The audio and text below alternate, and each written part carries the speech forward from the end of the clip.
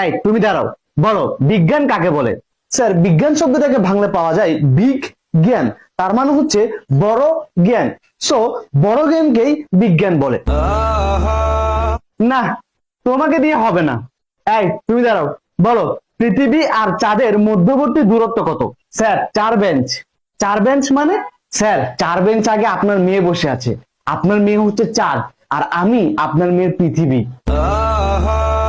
দোস্ত, এসব বলিস না, গুনাহ হবে। স্যার, এখানে আমার একটা কোশ্চেন ছিল, মানুষ যদি চাঁদে বসবাস শুরু করে তাহলে তারা কি দেখে ঈদ পালন করবে?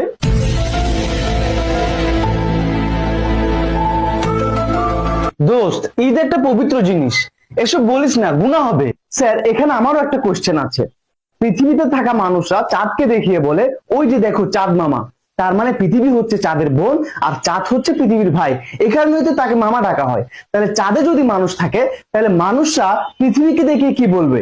ওই যে দেখো পৃথিবী আন্টি। দোস্ত, এসব বলিস না, গুনাহ হবে।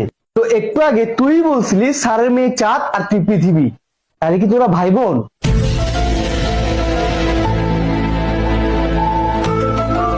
তোমাদের অনেক কোশ্চেন হয়েছে, এবার আমি কোশ্চেন করব।